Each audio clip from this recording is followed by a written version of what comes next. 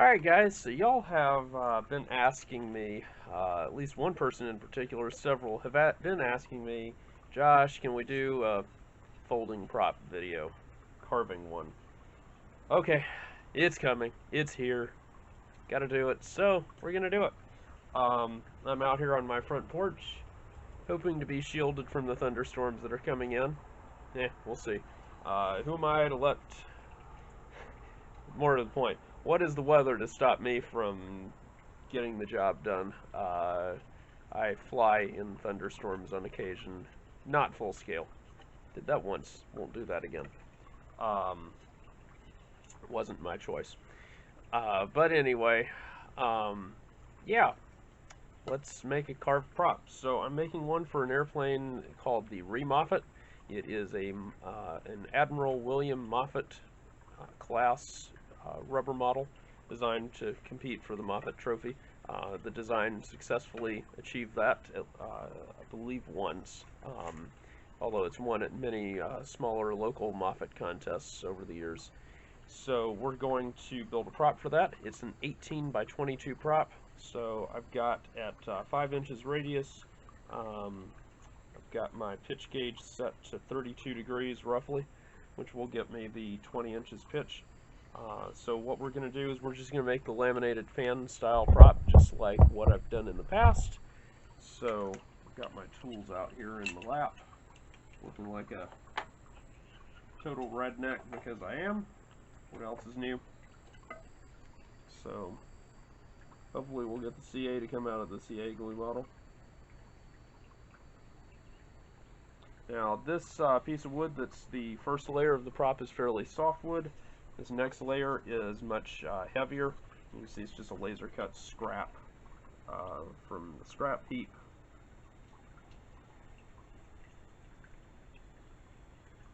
I want the leading edge of this prop to be fairly strong.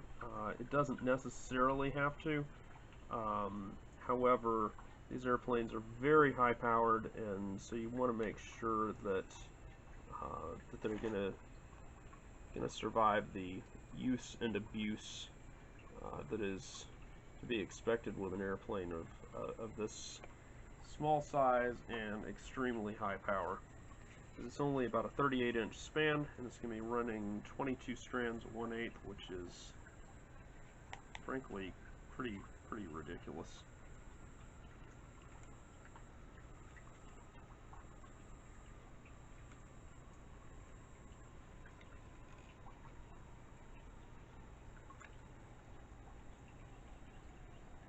And there we go.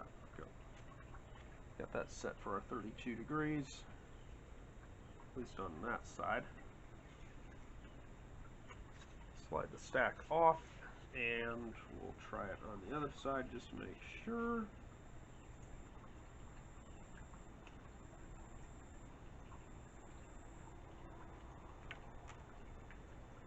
And there we go.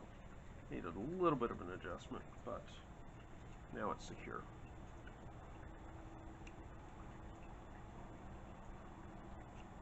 And so I'm just using 2 layers here. Bill Brown's, he's the guy that designed this. His setup had a fairly narrow propeller, so we're going to do the same thing. She's going to be real thin at the tips, maybe a little too thin, but we'll make it work. I'll fill in, if this, because you can see how close that is right there, and your blade's got to pass through that little bit of contact. I may fill in a little piece of 1/16 balsa there to just take care of that.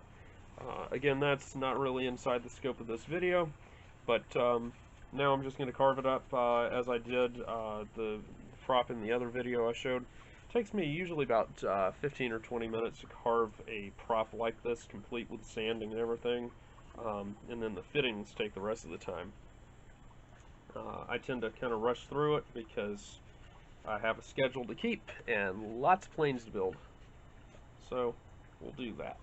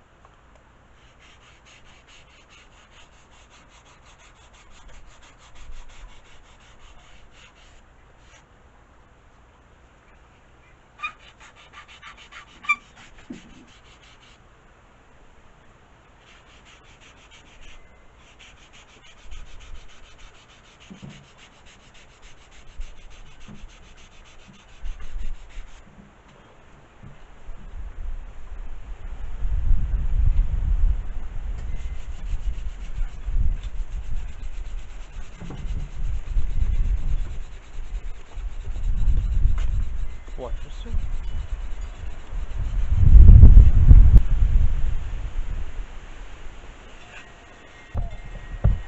And we have a storm kicking up. I don't know how much that shows up, but it's a blowing. Fun times.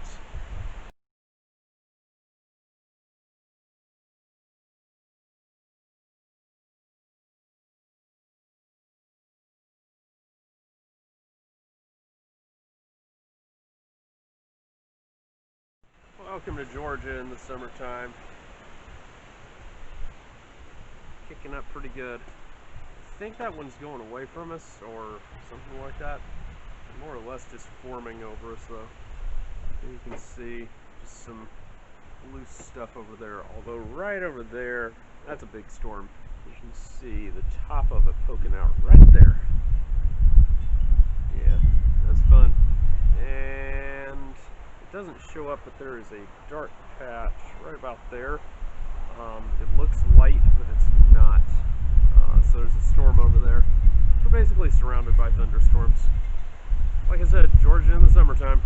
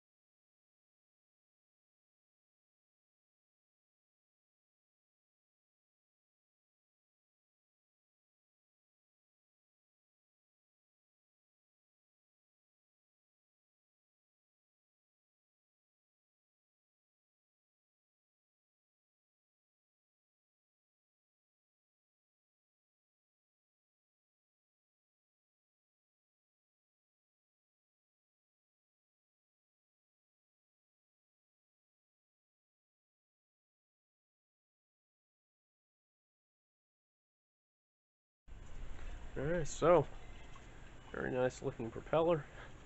And now it's time to start drilling and cutting on it to cut it up in little pieces. I mean, the center section is going to go bye-bye. Is what it is. Now that we have this propeller put together, shaped out, looking real pretty like, it does need a coat of varnish on it, but we're going to wait until the propeller is completely finished before we do that. So there are a couple ways to do folding propellers. This is an old style folding propeller. This is the way folding propellers were for about the first 20 years, maybe 30 years of folding propellers, starting in about 1935, going up until really into the mid-50s, mid to late 50s. Early 50s, a few people were doing wire hubs, but it was really the late 50s when wire hubs really came into being. So the way that you would make your propeller is you would add these hinges after carving the propeller, and then you would go ahead and make the cuts or some order of that. I should mention this propeller has a pretty good pedigree to it. This is a 20-inch folding propeller for a Corda dethermalizer, and it was built by Ed Conifus, brother of Joe Conifus. Joe was the designer of the Buzzard bombshell and the Phantom Flash, so two really famous airplanes. But Ed Conifus outlived his brother. Ed lived, I think, 101, 100 and something like that, at least 100 years old. Passed away end of last year, 2019. And so I was able to get this this propeller. Eventually I'll get the rest of the airplane that it goes with long story on that, but the bottom line is beautifully made propeller. Has been flown a fair bit. There's some damage here that's been repaired, and on this blade as well. Two places on this blade, but that's to be expected. Really nice workmanship. Now, this is the way we're going to do our hub. So this is a wire hub, and the way that you, this is the same arrangement that you've got a hinge coming out here, except when you cut the center, you're going to just toss the center section aside, and it's going to be replaced by this assembly. The tension springs that you see here are so the propeller at a high torque, or sorry, high tension, high winds, whatever you want to say, the propeller is pulled back and it clears this screw back here, and then as the torque backs off, torque cranks, well, as the tension backs off, the torque cranks the prop around and stops it there, and it folds at a predetermined position so that your blades fold onto the sides of the airplane.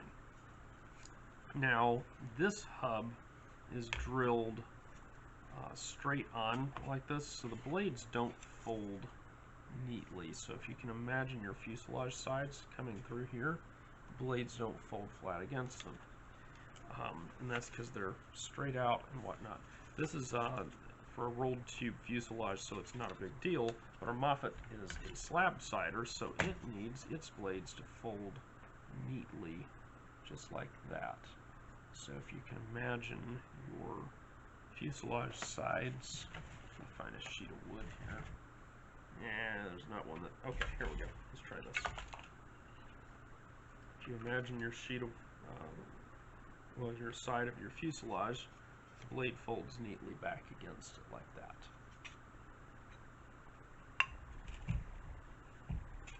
I dropped a screw somewhere, but I don't know what it goes to. Oh well. So what we're going to do is we're going to hybridize that. We're going to do an offset hub. So we're basically going to reverse this Z-bend out here and then still have the blades hinge back like that, so they'll be offset on either side. A lot of electric planes nowadays do that. So that's kind of what we're going to do. So first of all, we'll go ahead and bush out our nose block. So we'll put a bushing in there.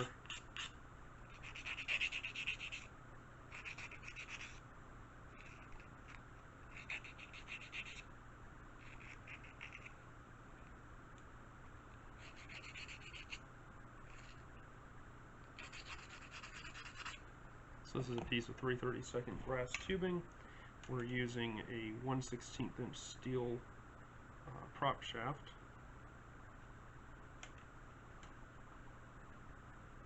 There we go. And it fits a little oversized in here, but that's okay because I want a little bit of down and right thrust on it.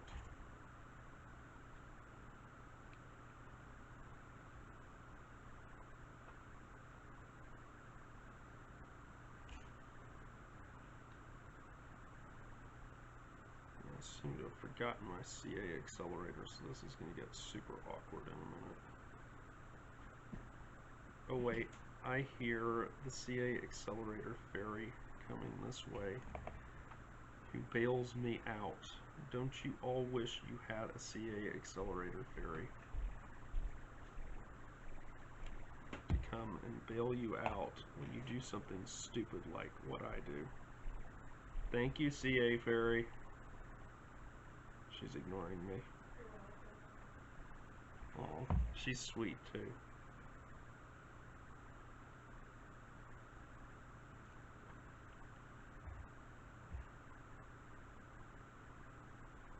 Just don't get in a contest with her. She always wins.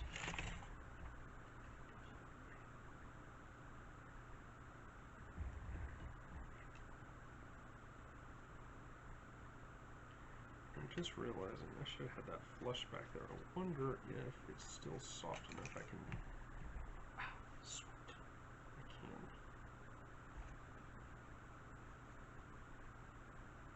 There we go.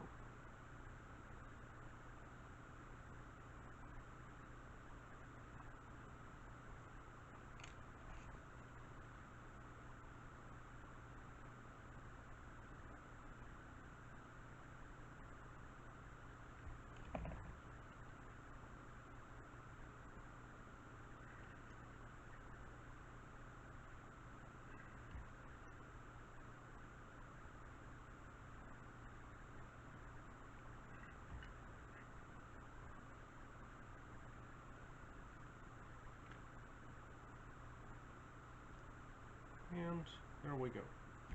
So what I'm going to do is I'm going to go off camera real quick because I need to bend a hook and I don't have the right pliers. Okay, take two. So I'm going to leave a little bit sticking out. That's going to be too much, so we'll have to trim it.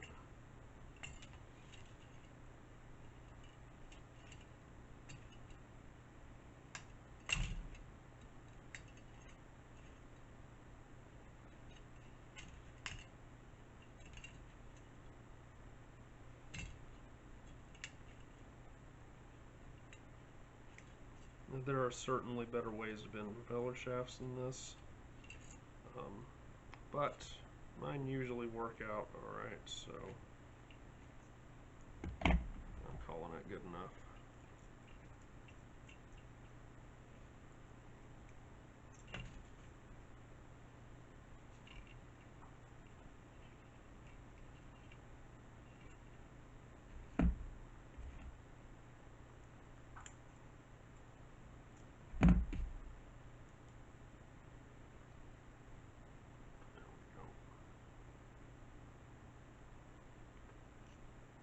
Mostly centered.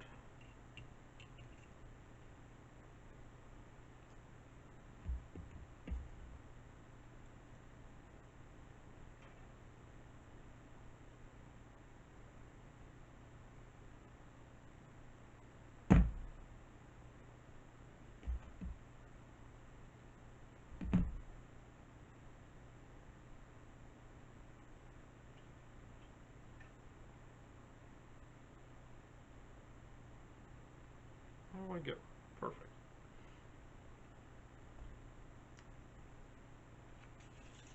In goes our propeller shaft. We'll put the propeller stop in here later. We're not doing that right now. We do need to check clearance. That is indeed too large. And I forgot wire cutters. Oops.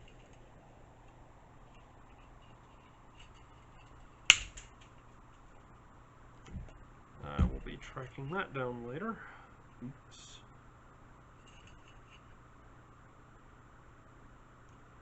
Alright, now we need a ball bearing thrust race, so we're gonna slide that on. And then got a Teflon washer. Find that these ride easiest for the way I like to make these. And on it goes. Now I've been making a lot of my own springs lately, and I've not been super happy with them, so I am going to dissect a pin that is no longer doing pin things. And these little pin springs are just about perfect for tension springs on rubber models. So on goes that.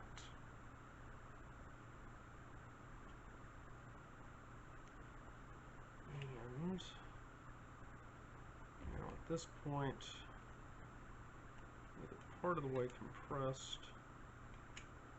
I'm going to do this the right way here.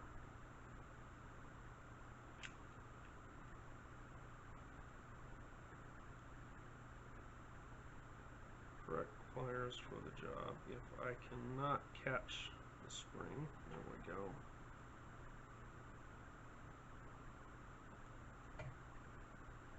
Bend this guy over.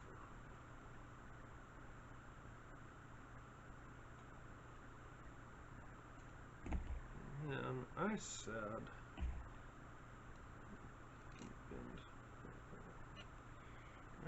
that I wanted to bend back forward. Okay. Now the reason that I'm putting this bend here is I bind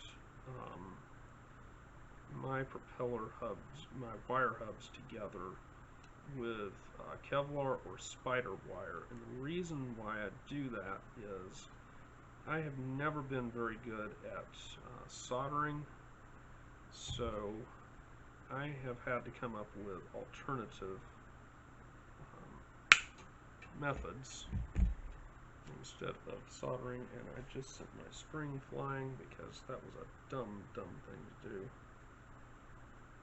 There we go, much better. So now we're going to make our hub. And the way we're going to do that, I'm going to leave some excess. I can always trim it back.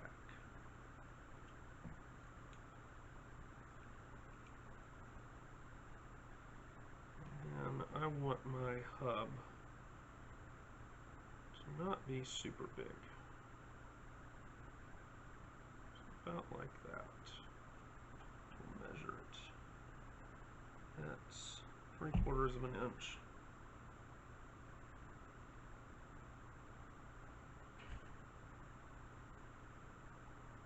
And I'm doing it backwards, doofus, because I wanted it like this. Hopefully this wire will let me do a second bend. Yeehaw!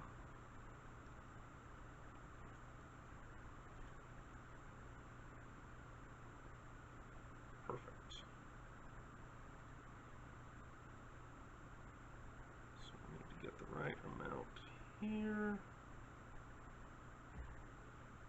So my blades can be the same length.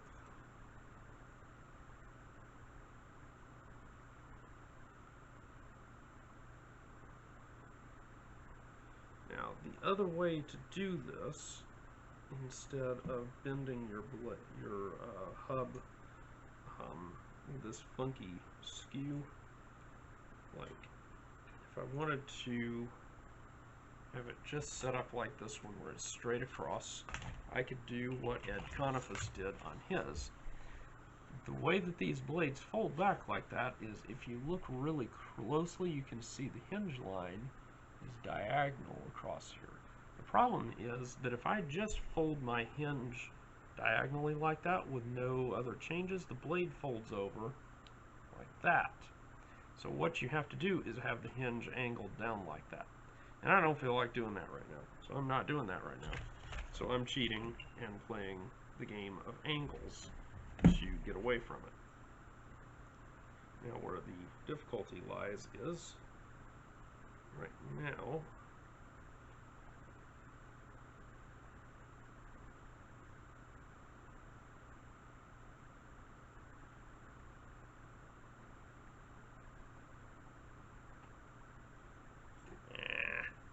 the other way. It helps to have wire bending jigs, and I have literally none. The last time I tried to make a wire bending jig, I spent a lot of time on it, and it was absolutely a piece of steaming pile of garbage. It's just a piece of garbage. So, I don't really do jigs, I do freehand. Alright, there we go. So that's 3/4 of an inch. So another 3/4 of an inch right here.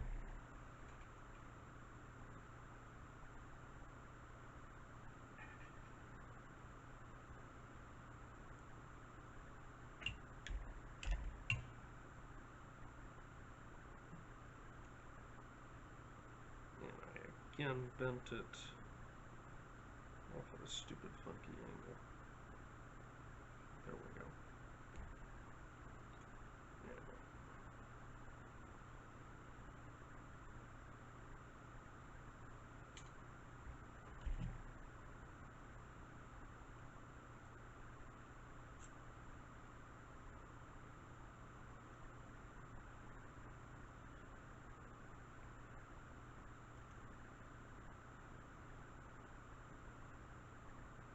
Okay.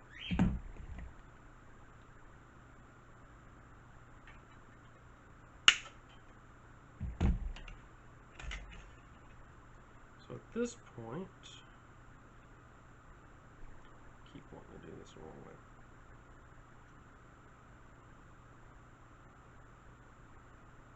I can just tack glue this hub in place.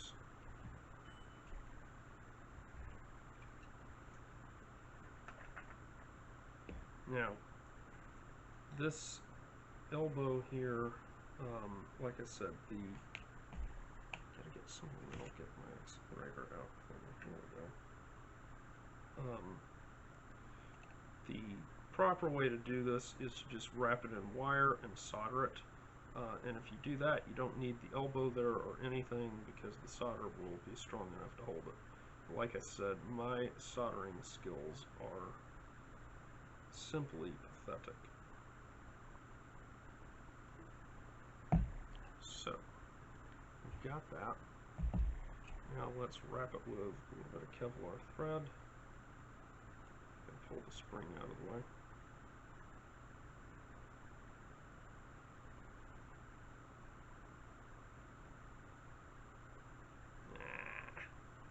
Stay put, you.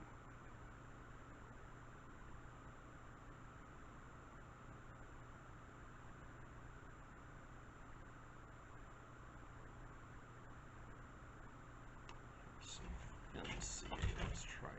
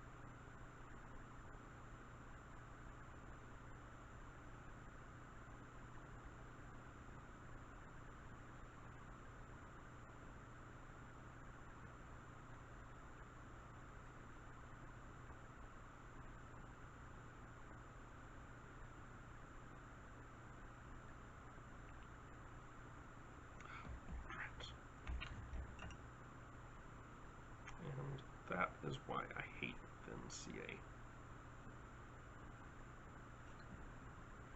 Because now I have a thin CA skin.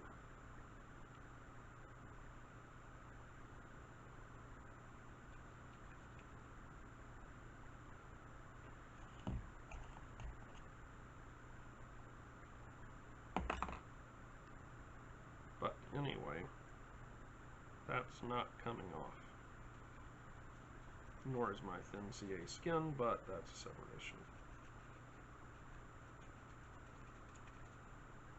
Perfect. Now, once we've done this, our remaining task, I do kind of want to stick something solid in there, like a little bit of carbon, because this one's being quirky and that spring is getting caught.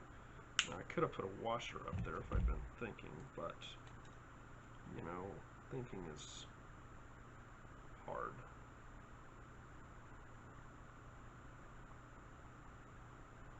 It involves forethought and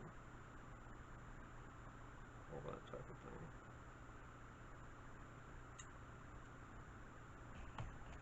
And I just want to film a video about making a propeller hub.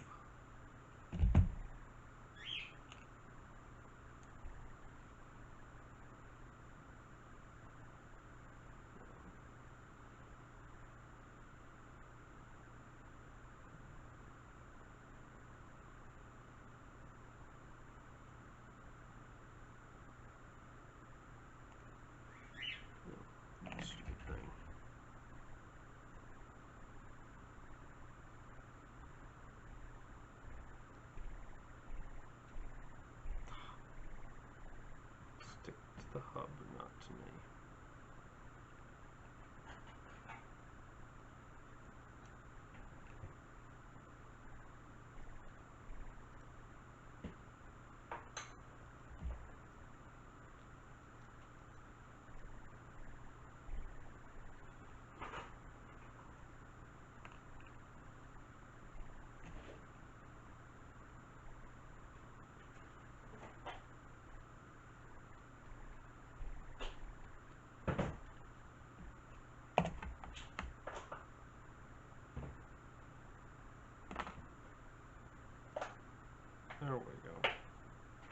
Much better.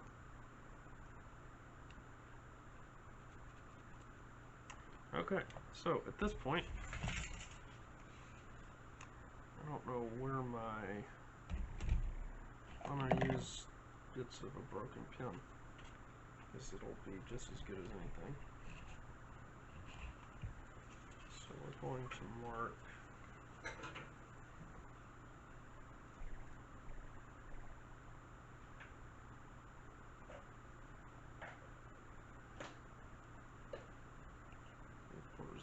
out on each side here.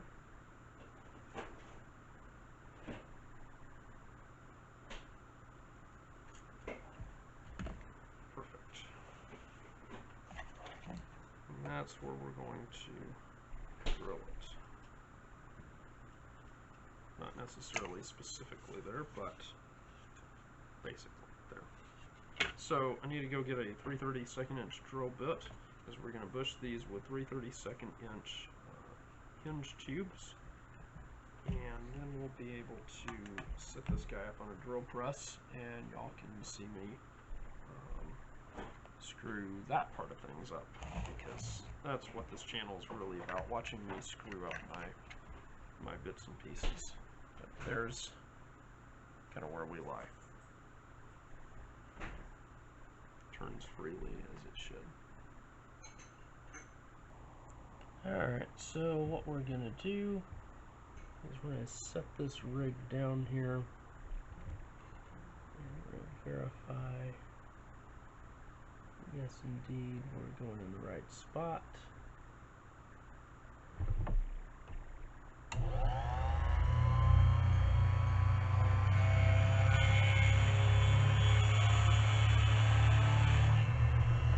And the blade is shifting.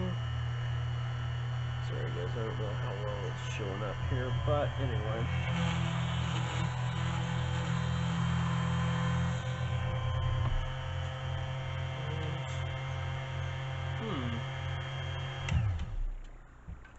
Might have to lower us down a notch.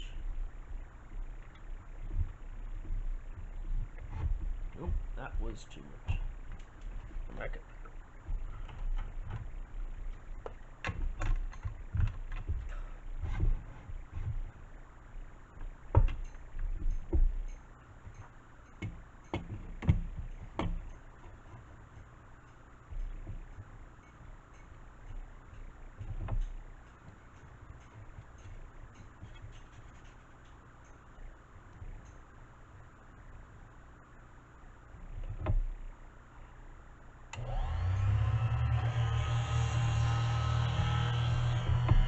Perfect.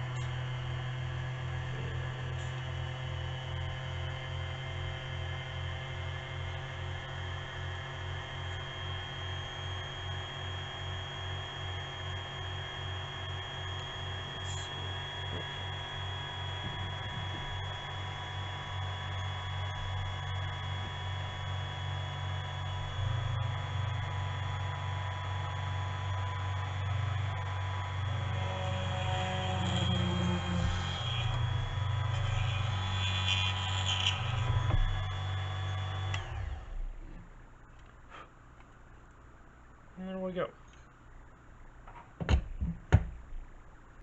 Alright, so now that we're drilled out here, we're going to go ahead and cut these blades loose. So I'm going to cut in fairly close, and then we can sand and grind away as needed to make everything clear.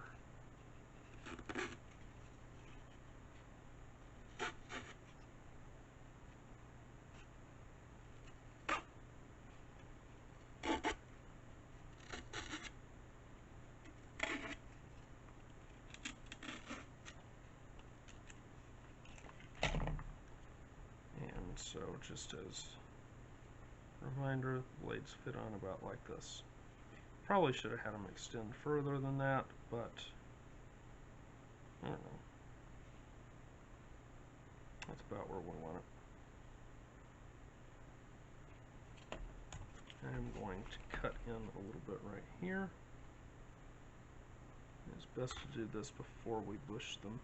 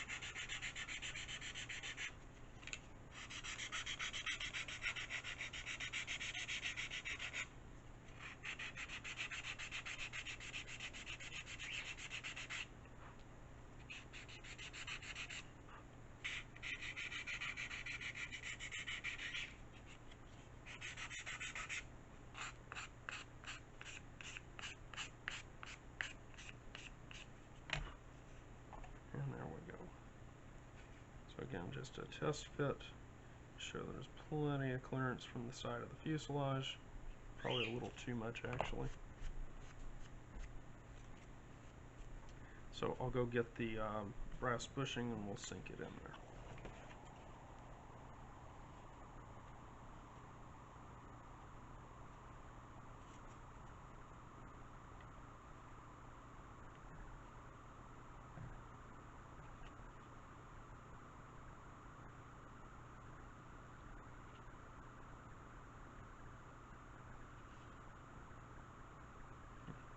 Almost out. I will need to be ordering more.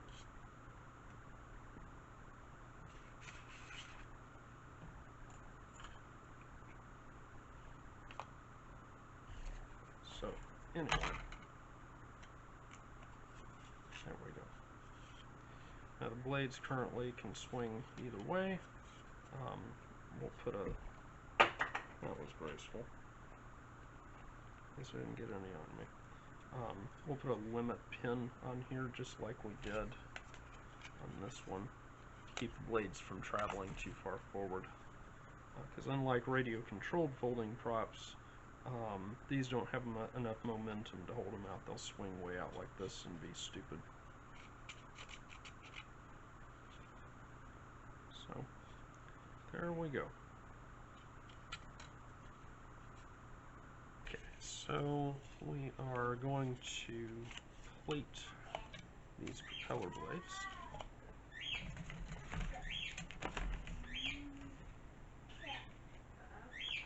We're going to use this 1/32 inch, or sorry, 1/64 inch plywood to do that.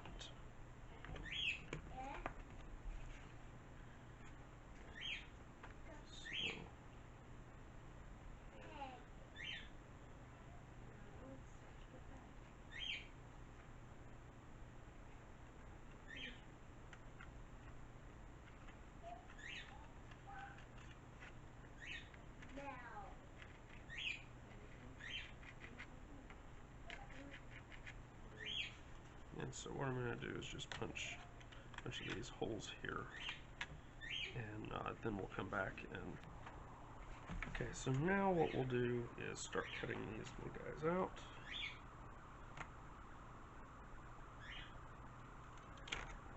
And so ideally this will cover the entire face, which is perfect.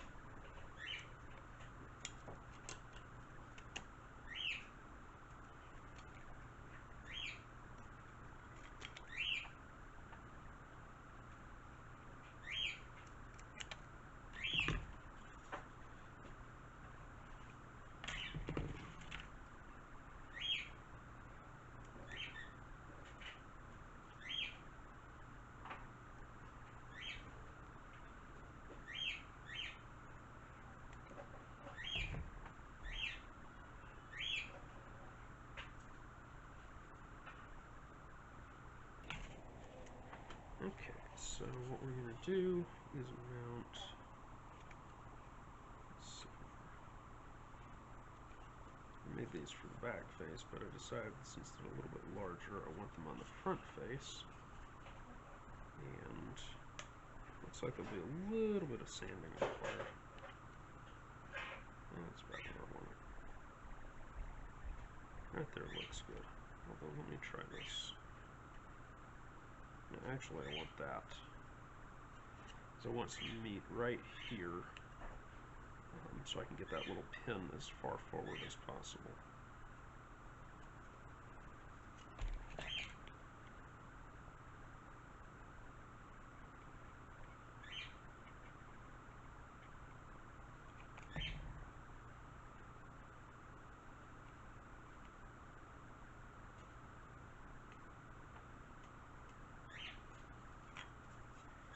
So press that in so it conforms a little bit of curvature there. And then we'll come over on the other side.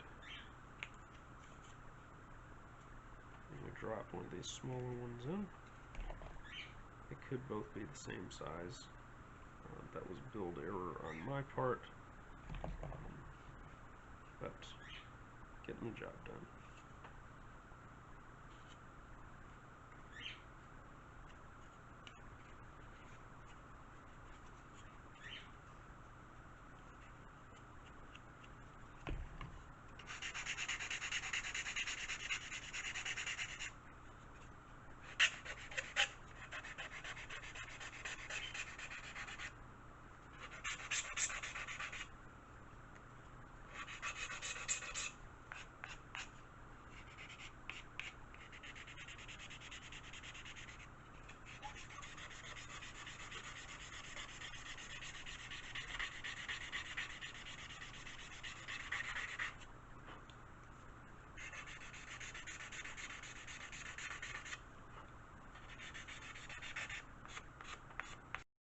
Alright, so the next thing that we're going to do is, now that we've got both faces on there, got them sanded nicely, is we're going to drill to keep these, so that these blades fold at the correct angle.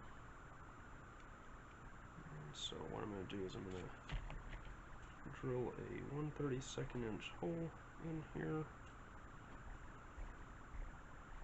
Go all the way through to the other side, and then we will snip off a little piece of 1/32 wire.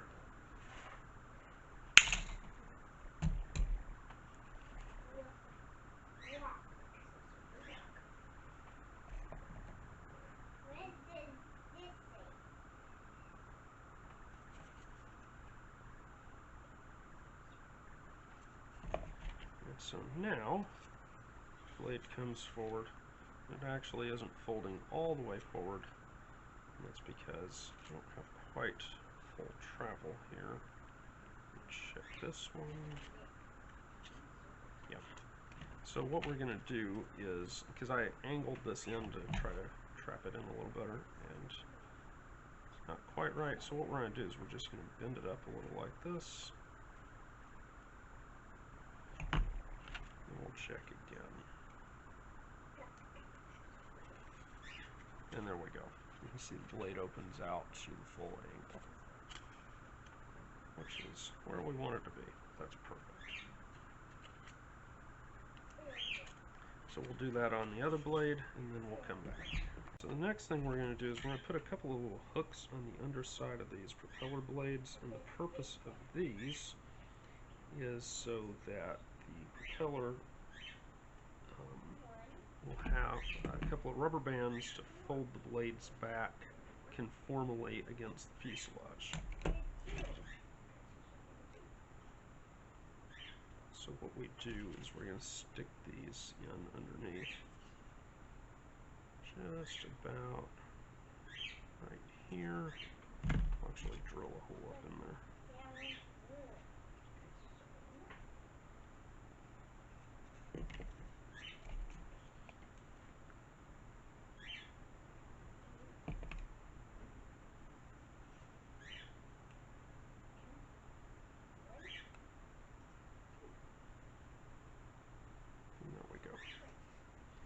So what that's going to do is we'll have a little rubber band that comes across and it pulls the blade back. Alright, so we've got hooks on both sides here now. So we'll be able to slide these blades on.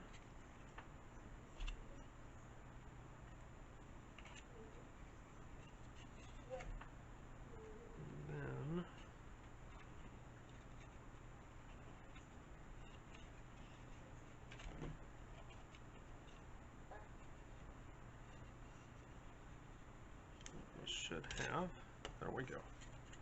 So this is what you're looking for right here, is that the blades are pulled back tight like that. And there's not a lot of tension on this. It doesn't need to be. It's just to make sure the blades both fold back against the fuselage sides. Because occasionally you can have one blade that wants to kind of swing out a little bit, and it will actually act like a forward rudder, and it will change your glide trim. And what's a real pain is at low speeds it'll do that, at low speeds it'll hang out, and at high speed it'll go back in. So the plane's flight trim then becomes speed dependent, which is just maddening when that happens. Now the last thing we're going to do is these blades can easily come off, so we're going to make little retainers to hold them on. I shouldn't say the last thing, we still need to put the tension stop on as well. So this is 015 wire, this is 047 wire, this is 062 wire. So since it's bigger than this, when I wind these little guys around here, they are going, there we go, they are going to fit tight on that wire. So what I've done is I have, there we go, I've bent that shape, so there's 2 coils there. And now, if I cut these, we'll have 2 little bitty tails sticking out, like that. And then if I squeeze those, that hole opens up. And so if I've done this right, it opens up just barely enough to slide it on this wire. This one's being a little stubborn. Not entirely sure why. Alright, what I'll do is I'm going to slide it back on here. Wrap this around so that when I bend it back, I get a little more range of motion.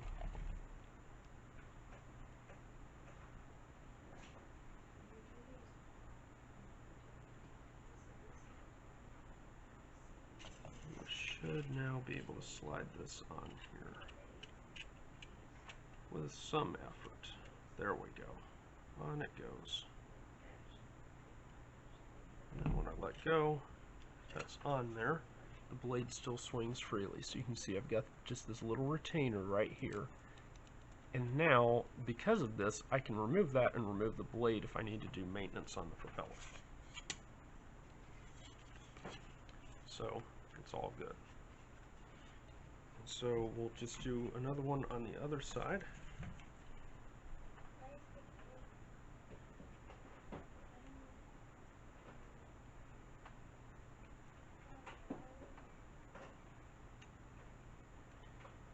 So we'll bend that all the way out there like so. And again, we'll snip it to size.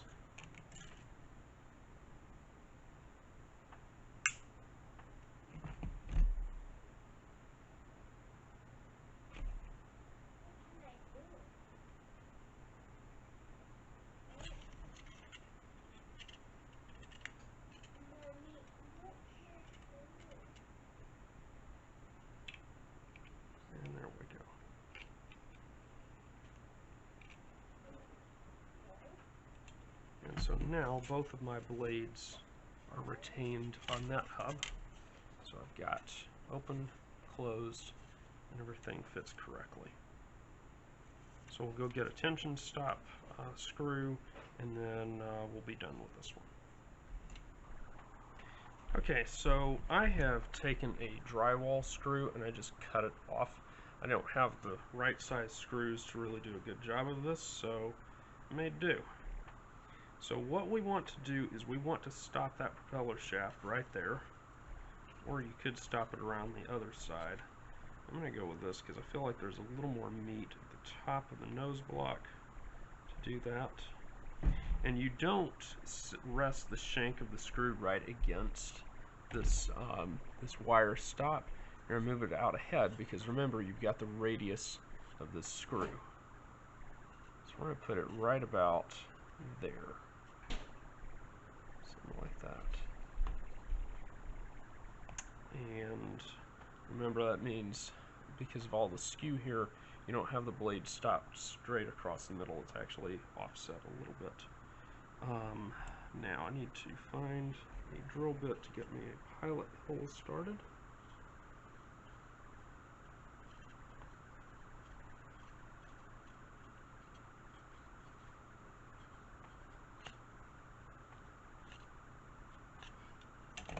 And I'm going to want an even bigger hole than that because it's a fairly hefty screw. And I was just running a tiny little drill bit.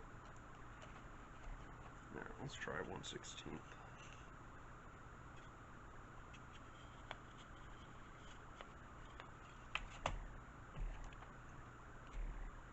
That wood is actually tough enough. I can't do it by hand. Come on, there you. There we go.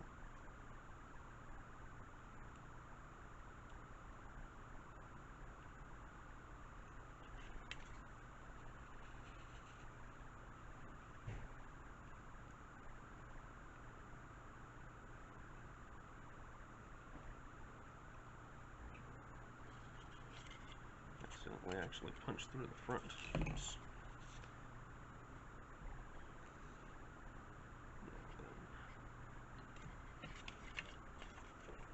Hopefully, no. I don't know where I put that 1/8 inch drill bit last night. Oh well.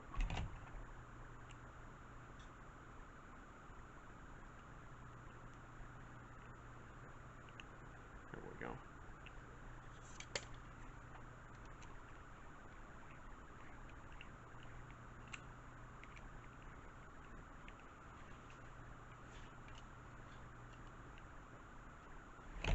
So now that stops our propeller blades exactly right there.